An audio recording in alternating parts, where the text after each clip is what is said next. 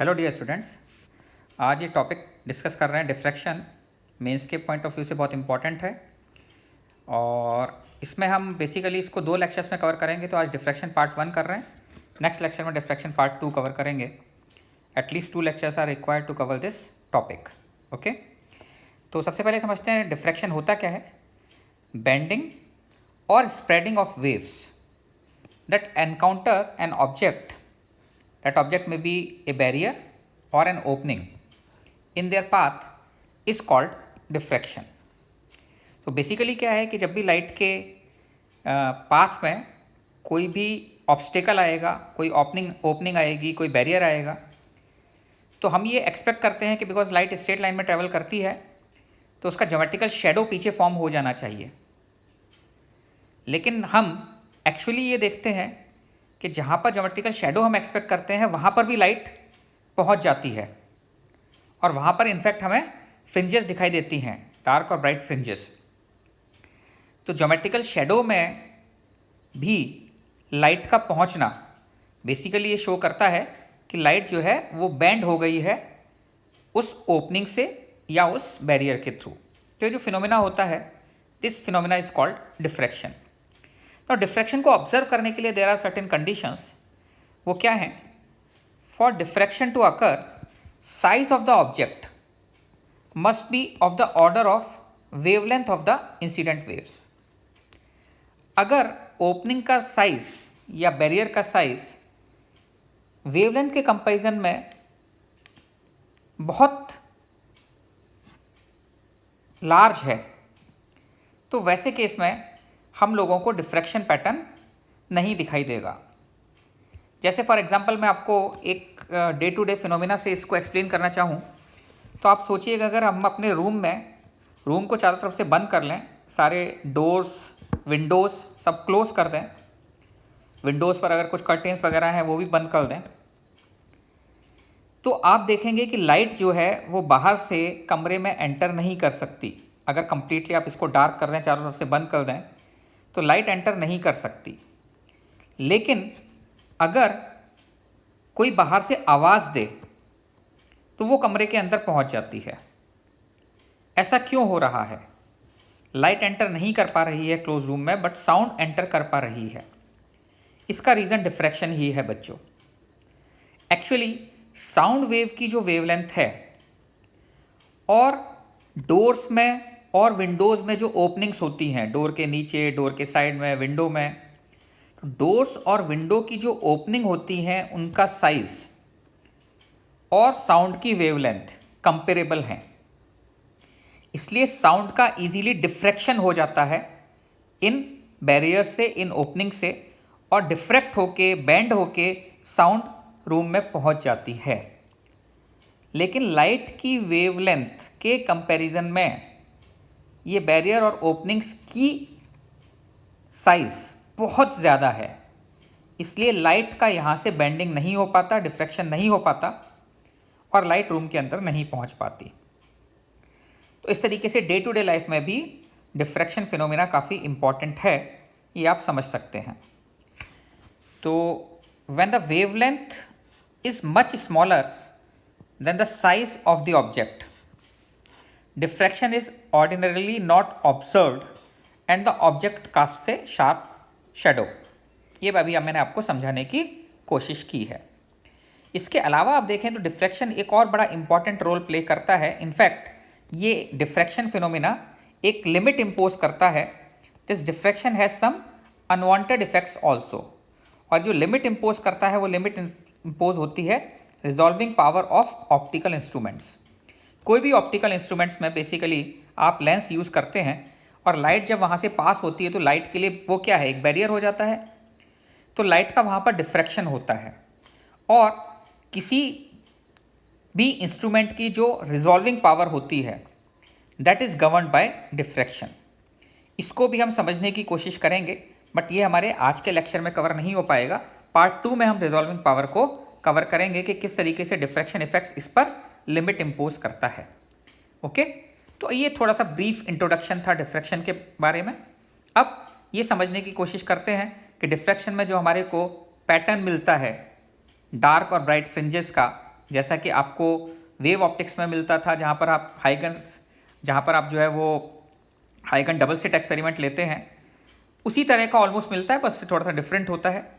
In fact diffraction is more fundamental thing. अगर आप हाइगन double slit experiment में भी देखेंगे, YDSE में, young double slit experiment, Huygens नहीं, यंग डबल स्लिट एक्सपेरिमेंट। तो यंग डबल स्लिट एक्सपेरिमेंट में भी लाइट पहले जब दो स्लिट से पास होती है तो पहले वो डिफ्रैक्ट होती है, पहले वो बेंड होती है, और ये जो डिफ्रैक्टेड लाइट है, ये डिफ्रैक्टेड लाइट फिर आपस में इंटरफेयर करती है। तो वहाँ पर भी अगर आप देखेंगे तो diffraction is more fundamental phenomena in comparison to interference. पहले डिफ्रैक्शन होगा तभी इंटरफेरेंस हो सकता है। तो यहाँ पर हमें समझने की कोशिश करते हैं कि अगर हम एक सिंगल स्लिट ले लें तो सिंगल स्लिट डिफ्रैक्शन के क्या मैथमेटिकल इम्प्लीकेशंस हैं, उसको एक्सप्लेन कर रहे हैं। तो सिंगल स्लिट डिफ्रैक्शन में देखिए दो तरीके के डिफ्रैक्शन इसमें कवर करते हैं। एक डिफ्रैक्शन में तो क्या होता है कि अगर स्लिट से सोर्स और स्क्रीन दोनों अगर किसी फाइनाइट डिस्टेंस पर रखे हुए हों, सोर्स और स्क्रीन अगर फाइनाइट डिस्टेंस पर रखे हुए होते हैं तो इस तरह के डिफ्रैक्शन को बोलते हैं Fresnel diffraction.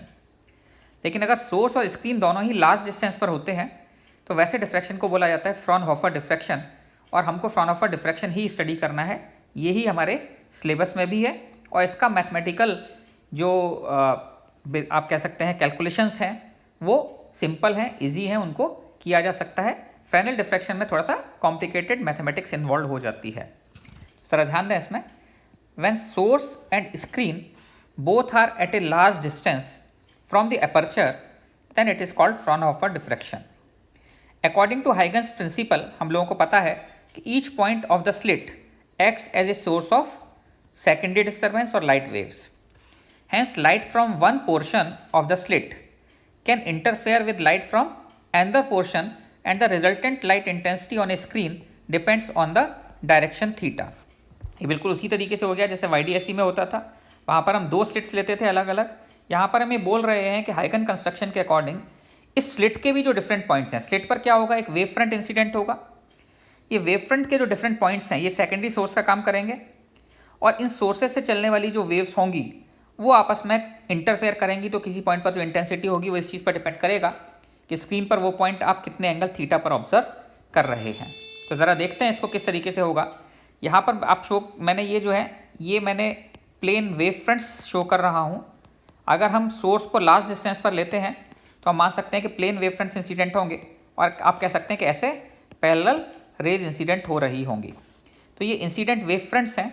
Incident wave fronts के बाद हम यहाँ पर क्या करते हैं, एक लेंस रख देते हैं और लेंस के फोकस पर स्क्रीन को रख देते हैं।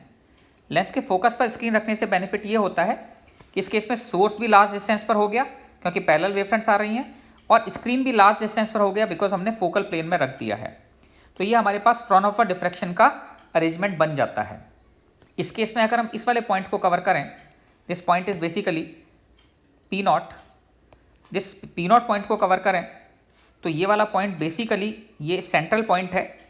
इस सेंट्रल पॉइंट पर जितनी भी वेव्स पहुंचेंगी यहाँ से उनका ऑप्टिकल पाथ सबका इक्वल होगा। तो जो भी P0 पर पहुंचेंगी वो सब सेम फेज में ऑसिलेट कर रही होंगी, और यहाँ पर जो इनका जो इंटरफेरेंस होगा वेव्स का वो हमेशा कंस्ट्रक्टिव इंटरफेरेंस होगा।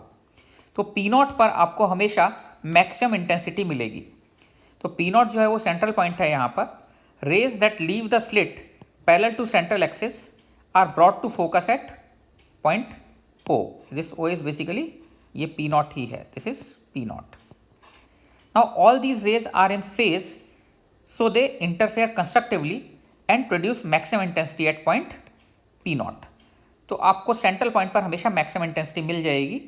इसमें हम ये आप देख सकते हैं कि ये जो डिफरेंट पॉइंट्स हैं 1 2 3 4 5, ये हमने स्क्रीन को ही, इसके स्लिट को ही डिफरेंट पॉइंट्स मान लिए हैं, और ये पॉइंट्स क्या हैं, ये सेकेंडरी सोर्स ऑफ डिस्टर्बेंस का काम कर रहे हैं हाइगन कंस्ट्रक्शन के अकॉर्डिंग।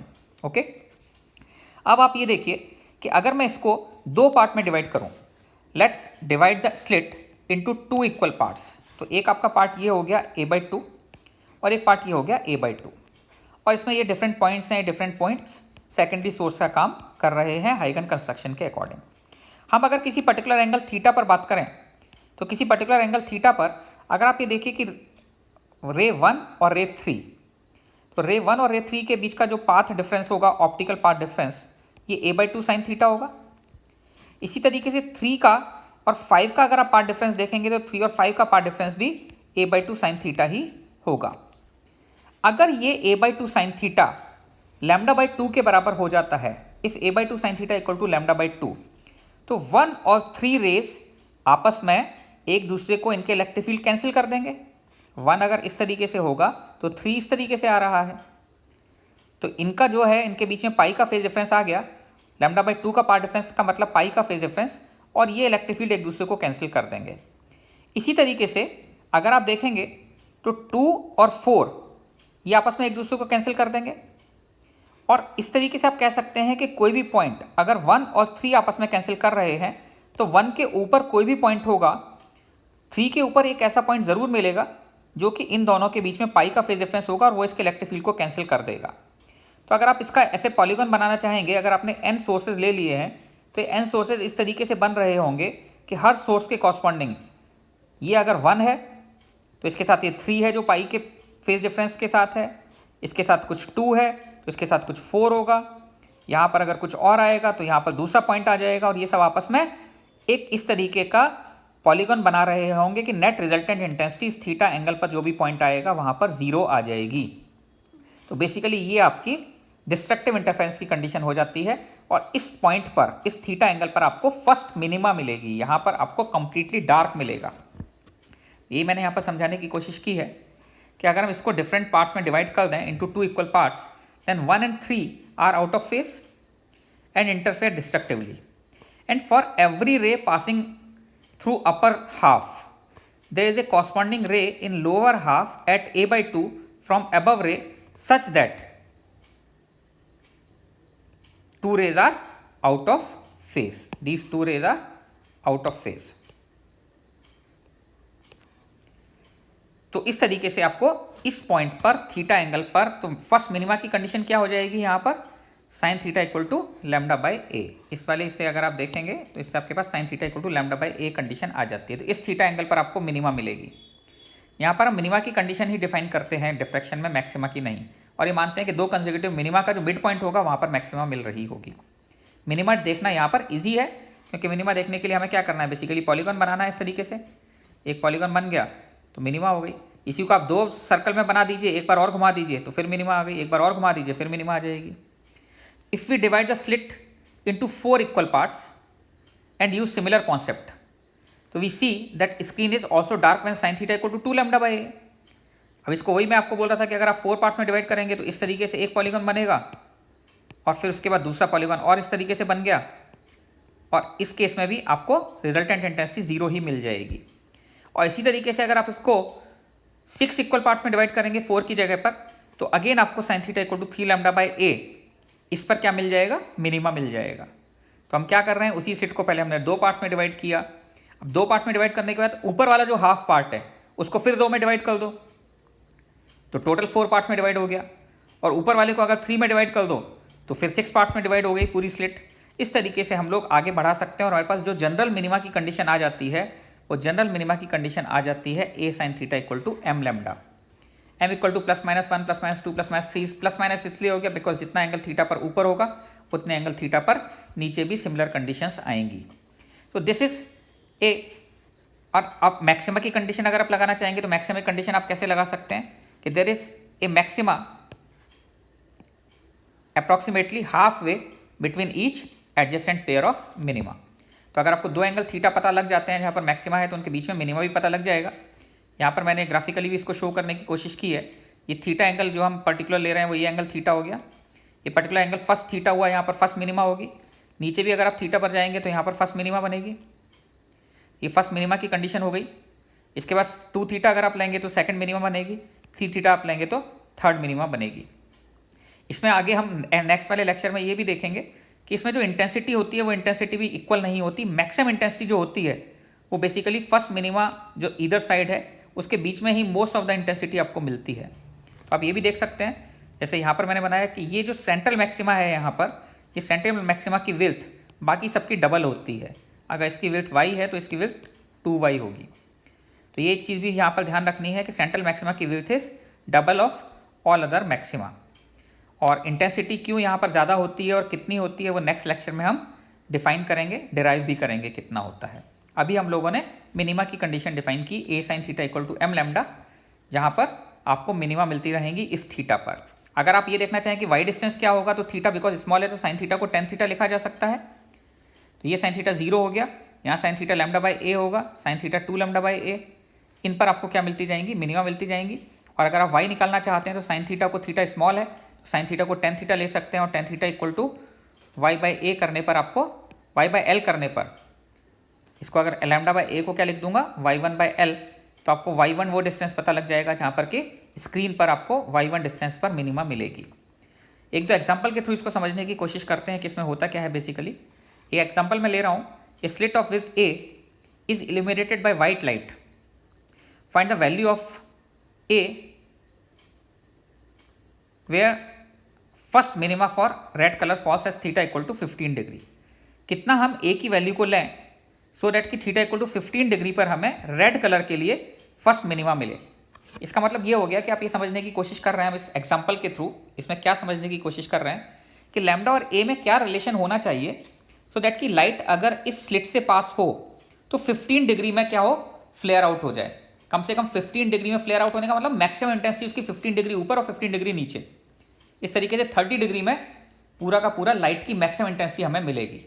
तो उसके लिए लैम्डा और ए में क्या रिलेशन होना चाहिए ये मैं आपको समझाने की कोशिश कर रहा हूँ, क्योंकि किसी फिजिक्स में जब तक आप किसी भी कॉन्सेप्ट में डेटा पुट नहीं करेंगे, वैल्यूज पुट नहीं करेंगे, तब तक आपको ये रियलाइज नहीं होगा कि आप किस ऑर्डर की वैल्यूज के साथ ट्रीट कर रहे हैं, डील कर रहे हैं। तो ऐसे केस में आपको पता है A equal to M lambda upon sine theta होता है, A sine theta equal to M lambda, और यहाँ पर एम इक्वल टू क्या हो जाएगा, 1 हो जाएगा, क्योंकि हम फर्स्ट मिनिमा की बात कर रहे हैं। अगर आप इसमें ए की वैल्यू पुट करते हैं तो this is lambda upon sign 15 degree, और ये अप्रॉक्सीमेटली 2510 नैनोमीटर आएगा। 2510 नैनोमीटर का मतलब आप देख सकते हैं कि लैम्डा का अप्रॉक्सीमेटली 4 टाइम्स है, ये रफली 4 टाइम्स, तो इज इक्वल टू 4 लैम्डा। तो आप देख सकते हैं कि ये बहुत ज़्यादा नहीं होना चाहिए, ए जो है that should be of the order of lambda. तो 4 लैम्डा अगर है तो 4 लैम्डा होगा, तो ऐसे केस में 15 डिग्री तक लाइट जो है वो क्या होगी, फ्लेयर आउट होगी। अब ये हमेशा हर जगह के लिए वैलिड है। आप जो भी वेवलेंथ लेंगे लैम्डा, अगर ए की वैल्यू 4 लैम्डा के बराबर लेंगे तो फर्स्ट मिनिमा जो है वो 15 डिग्री पर बन जाएगी। ये एक जनरल रिजल्ट आपके पास हो गया। अगर आप इसको समझने की कोशिश करें कि ये कितना है नैनोमीटर, तो माइक्रोन में अगर देखेंगे तो 2.51 माइक्रोन है। 2.51 माइक्रोन कितना होता है अगर आप ये समझने की कोशिश करेंगे तो जो ह्यूमन हेयर होता है, आपका जो बाल है एक सिर का, ह्यूमन हेयर, उसका डायमीटर अराउंड 100 माइक्रोन होता है और ये 2.51 माइक्रोन है। तो आप सोच सकते हैं कि डिफ्रैक्शन इफेक्ट्स को स्टडी करना है अगर विजिबल लाइट लेकर, तो कितना डिफिकल्ट हो सकता है जब तक आपके पास इस ऑर्डर का कोई स्क्रीन पर आपको स्लिट नहीं मिलेगा। स्लिट नहीं मिलेगा तो स्क्रीन पर आपको डिफ्रैक्शन पैटर्न ऑब्जर्व नहीं होगा। इसलिए डिफ्रैक्शन इफेक्ट्स देखना उतना इजी नहीं होता। ठीक है, तो मैंने आपको जैसे समझाने की कोशिश की है कि बेसिकली विजिबल लाइट के लिए किस ऑर्डर की स्लिट आपको चाहिए, और उस ऑर्डर की स्लिट बनाना उतना इजी नहीं है। ह्यूमन हेयर ही 100 माइक्रोन का है और हम 2.51 माइक्रोन के ऑर्डर की बात कर रहे हैं। ये फर्स्ट एग्जांपल था जिसमें मैं आपको ये समझाने की कोशिश कर रहा था। एक और एग्जांपल की तो हम एक चीज़ समझने की कोशिश करते हैं कि light of wavelength 580 nanometre is incident on a slit having a width of 0.3 millimetre and screen is 2 metre from the slit. तो वेवलेंथ दे दी है हमें, स्लिट की विड्थ ए दे दी है और स्क्रीन का डिस्टेंस भी दे दिया है, 2 मीटर है। Find position of first dark fringe and width of central bright fringe. तो इस केस में हम क्या कर रहे हैं, बेसिकली ये विड्थ निकालने की कोशिश कर रहे हैं और ये डिस्टेंस जहाँ पर फर्स्ट मिनिमा बनेगी ये निकालने की कोशिश कर रहे हैं। तो आपको मैंने बताया साइन थीटा को एक्जैक्टली क्या लिख देंगे, थीटा अगर स्मॉल है तो साइन थीटा को टेन थीटा लिखा जा सकता है और टेन थीटा लिखकर फिर हम इसको कैलकुलेट कर सकते हैं। तो साइन थीटा अगर आप देखें तो साइन थीटा इस केस में लैम्डा बाई ए अगर स्मॉल है, कितना स्मॉल है आप देख सकते हैं कि साइन थीटा स्मॉल आ रहा है या नहीं आ रहा। अगर आप प्लस माइनस लैम्डा बाई ए देखें, एम की वैल्यू 1 पुट कर दी है तो ये 1.93 इंटू 10 के माइनस 3 आता है। 1.93 इंटू 10 के minus 3 is very small, that's why we can write sine theta equal to tan theta. तो sine theta equal to tan theta अगर अप्लाई करते हैं y1 बाई एल तो y1 equal to L sine theta, और ये आपके पास कितना आ जाता है 3.87 इंटू 10 के माइनस 3 मीटर। अगेन आप देख सकते हैं कि 3.87 मिलीमीटर पर आपको फर्स्ट मिनिमा मिल रही है और टोटल जो ये कितने में स्प्रेड होगा तो 7.74 मिलीमीटर में ये स्प्रेड हो जा रहा है। अब आप सोचिए कि 7.74 मिलीमीटर में स्प्रेड हो रहा है, ये तो आप इजीली देख सकते हैं अपनी आई से। ऐसा कब हो पा रहा है? ऐसा तब हो पा रहा है जब आपने लाइट की वेवलेंथ जो है 580 नैनोमीटर ली है और स्लिट की विड्थ 0.3 मिलीमीटर ली है। अब विड्थ ऑफ द सेंटर, अब आप देख सकते हैं ऐसे केस में कि that this value is much greater than width of slit. इस स्लिट की विड्थ से तो काफ़ी ज़्यादा है, तो आपको आराम से दिखाई दे रहा है 0.3 मिलीमीटर है, 7.74 मिलीमीटर है। बट अगर स्लिट की विड्थ आप धीरे धीरे इंक्रीज करना शुरू करें, तो अगर आप स्लिट की विड्थ धीरे धीरे इंक्रीज करना शुरू करेंगे तो साइन थीटा बहुत स्मॉल होता जाएगा। साइन थीटा स्मॉल होने से टेन थीटा स्मॉल होता जाएगा, जिससे y1 भी स्मॉल होता चला जाएगा। तो अगर आप ऐसे केस में स्लिट विड्थ को इंक्रीज करते हैं तो थीटा डिक्रीज होगा, और थीटा डिक्रीज होने की वजह से large values of a maxima and minima are so closely spaced कि अभी जो 7.74 मिलीमीटर आ रहा है तो आपकी आई इसको इजीली देख पा रही है, लेकिन ये इतने क्लोजली स्पेस हो जाएंगे that only a large central bright area resembling geometrical image of slit is observed. तो ऐसे केस में आपको डिफ्रैक्शन इफेक्ट नहीं दिखाई देगा, बल्कि आपको बस वहां पर क्या दिखाई देगा, उस जगह पर आपको दिखाई देगा एक बड़ा सा स्पॉट दिखाई देगा। ये आपको मैक्सिमा और मिनिमा फ्रिंजेस नहीं दिखाई देंगे। This is very important for design of lenses and use in telescope, microscope and other optical instruments. तो जो मैं आपको शुरू में बता रहा था कि अगर आपने इसका स्लिट विड्थ ज़्यादा ले लिया, इसका मतलब आपने ज़्यादा बड़ा लेंस अगर ले लिया, तो ज़्यादा बड़ा लेंस लेने की वजह से जो मैक्सिमा होगा वो स्पॉट आपका क्या होगा, बहुत छोटा बनेगा। और वैसे केस में अगर दो सोर्सेस को आप अलग अलग देखना चाहेंगे, दो ऑब्जेक्ट्स को आप अलग अलग एक लेंस से सेपरेट देखना चाहेंगे, तो वो कंडीशन इंपोज कर देगा, बिकॉज एक सोर्स की वजह से जो मैक्सिमम बनेगा, दूसरी सोर्स की वजह से जो मैक्सिमम बनेगा, वो ऑलमोस्ट कोइंसाइड कर रहे होंगे और उनके बीच में आप कोई डिफरेंस नहीं देख पाएंगे। तो ये दोनों सोर्सेज, ये दोनों पॉइंट्स जो हैं, ये दोनों पॉइंट्स आपको अलग अलग नहीं दिखाई दे पाएंगे। इसका मतलब ये ऑप्टिकल इंस्ट्रूमेंट इसको रिजॉल्व नहीं कर पाएगा। तो इसलिए ऑप्टिकल इंस्ट्रूमेंट्स के केसेस में जो लेंस का डायमीटर होता है, दैट इज ऑल्सो इंपॉर्टेंट कि आप कितना ले रहे हैं इस डिफ्रैक्शन इफेक्ट्स की वजह से। ये चीज़ें हम नेक्स्ट लेक्चर में डिस्कस करेंगे। तो अभी तो मैंने केवल यहाँ पर डिफ्रैक्शन फिनोमेना क्या होता है वो आपको थोड़ा सा समझाने की कोशिश की है मेंस के पॉइंट ऑफ व्यू से। ओके, आई होप यहाँ तक की चीज़ें आपके लिए यूजफुल रहेंगी, और जो पैरामीटर्स, जो चीज़ें बताई हैं किस ऑर्डर का होना चाहिए, वो ऑर्डर ध्यान रखना बड़ा ज़रूरी है। ठीक है।